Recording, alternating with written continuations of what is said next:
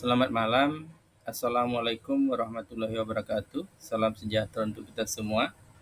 Bapak dan Ibu, sahabat MPDR, diskusi kita pada sesi 7 pada mata kuliah Studi Komparatif Pendidikan Dasar di berbagai negara pada topik Gender Pendidikan Dasar bagian kedua. Izin perkenalkan, nama saya Enyuman Tulis, mahasiswa Magister Pendidikan Dasar. Berikut ini adalah analisis saya terhadap artikel ilmiah yang membahas isu bias gender dalam pendidikan sains di sekolah dasar di berbagai negara. Dalam menganalisis artikel ilmiah, yang pertama itu saya awali dengan melihat latar belakang masalah. Dalam hal ini, saya melihat bahwa guru lebih memperhatikan partisipasi aktif anak laki-laki. Kemudian yang kedua, anak perempuan sering diabaikan dalam diskusi dan partisipasi kelas. Kemudian yang ketiga, kegiatan ekstrakurikuler sains lebih mendukung anak laki-laki. Kemudian yang keempat, akibatnya siswa merasa kurang percaya diri dan tidak termotivasi. Bapak dan Ibu sesama mahasiswa MPDR, yang menjadi tujuan presentasi ini adalah yang pertama itu menyajikan analisis artikel ilmiah terkait isu bias gender dalam pendidikan sains. Kemudian yang kedua, fokus pada rumusan masalah serta hasil dan pembahasan dari masing-masing artikel. Bapak dan Ibu, artikel pertama yang saya angkat berjudul Classroom Discourse, Teacher-Student Interaction and Gender Participation Primary Kind Education, yang ditulis oleh Munas Priyanto Ramli yang bersumber dari jurnal Harkat Media Komunikasi Gender. Adapun temuan yang didapat, yang pertama itu adalah guru lebih dominan dalam berbicara di kelas. Kemudian yang kedua, tidak ada dominasi gender secara signifikan. Kemudian yang ketiga, partisipasi gender dipengaruhi strategi guru, bukan stereotip. Nah, dalam hal ini yang menjadi rumusan masalah dalam pendahuluan bahwa penelitian ini bertujuan untuk mengeksplorasi dominasi interaksi antara guru dan siswa, serta partisipasi gender selama pembelajaran sains di sekolah dasar. Fokusnya adalah pada bagaimana interaksi di kelas dan dapat mencerminkan atau mempengaruhi partisipasi siswa berdasarkan gender. Kemudian hasil dan pembahasannya di sini bahwa studi ini dilakukan di 2 sekolah dasar di Jakarta Selatan dengan mengamati 12 pelajaran sains kelas 4.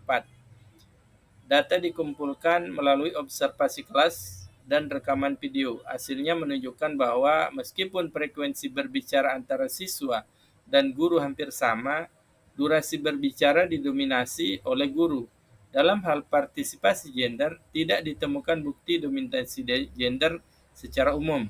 Variasi partisipasi gender lebih disebabkan oleh strategi guru dalam menjaga interaksi sosial di kelas daripada stereotip gender. Pada artikel yang kedua dengan judul Bias Gender dalam Atribusi Guru terhadap Keberhasilan dan Kegagalan Akademik Siswa, yang ditulis oleh Rita Eka Isati. Jurnal ini bersumber dari Jurnal Penelitian Humaniora. Adapun beberapa temuan dalam artikel ini, yang pertama itu keberhasilan siswa laki-laki diatribusi ke kemampuan. Kemudian yang kedua, keberhasilan siswa perempuan dikaitkan dengan keberuntungan. Dan yang ketiga, kegagalan siswa perempuan sering dianggap karena kurangnya kemampuan. Kemudian dalam artikel ini, rumusan masalahnya di dalam pendahuluan adalah penelitian ini menguji hubungan antara bias gender dan atribusi guru terhadap keberhasilan dan kegagalan akademik siswa. Tujuannya adalah untuk mengetahui apakah terdapat perbedaan dalam atribusi yang diberikan guru berdasarkan gender siswa.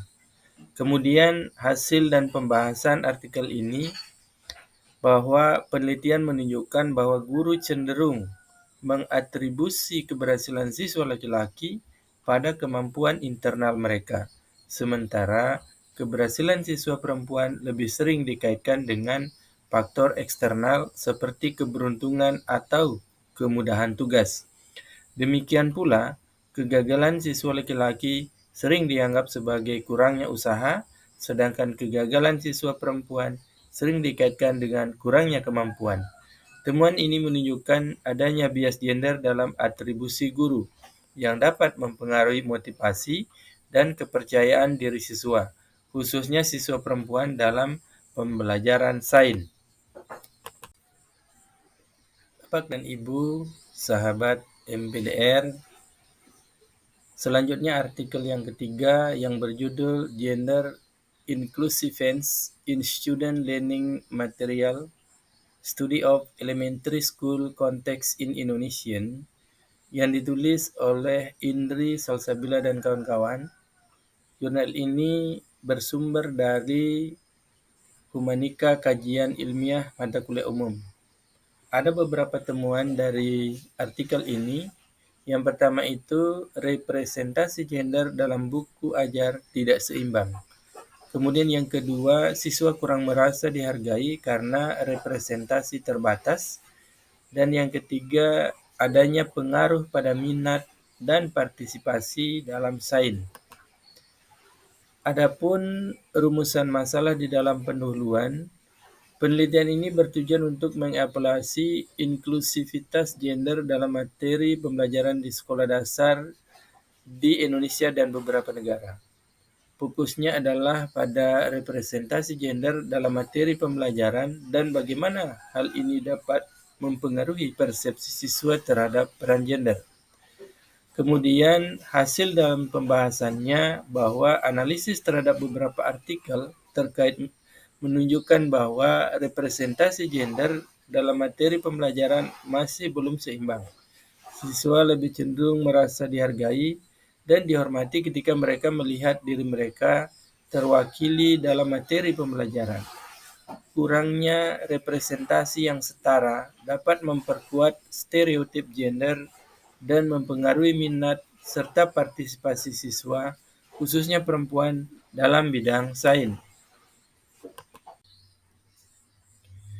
Sebagai kesimpulan bahwa yang pertama itu bias gender nyata dalam atribusi guru dan representasi materi ajar. Kemudian yang kedua, perlu pelatihan guru untuk kesadaran gender. Yang ketiga, materi pembelajaran harus inklusif. Dan yang keempat, dukungan untuk siswa penting dalam meningkatkan kepercayaan diri di sains. Secara keseluruhan bahwa ketiga artikel di atas menyoroti pentingnya kesadaran dan perhatian terhadap isu bias gender dalam pendidikan sains di sekolah dasar. Interaksi di kelas, atribusi guru terhadap keberhasilan dan kegagalan siswa, serta representasi gender dalam materi pembelajaran semuanya memainkan peran penting dalam membentuk motivasi dan kepercayaan diri siswa, khususnya perempuan dalam bidang sains. Upaya untuk menciptakan lingkungan belajar yang lebih inklusif dan bebas dari bias gender sangat penting untuk mendorong partisipasi aktif semua siswa dalam pembelajaran sains. Bapak dan Ibu, sebagai saran dari analisis ini, bahwa yang pertama integrasi perspektif gender dalam pelatihan guru. Kemudian yang kedua, perlu adanya revisi buku ajar untuk representasi yang adil. Kemudian yang ketiga, perlu adanya kebijakan sekolah untuk mendorong partisipasi aktif semua siswa tanpa bias gender. Bapak dan Ibu sahabat MPDR, demikian analisis saya terkait isu gender. Semoga bermanfaat. Mohon saran dan masukan Bapak Ibu. Terima kasih. Wassalamualaikum warahmatullahi wabarakatuh. Salam sejahtera untuk kita semua dan selamat malam.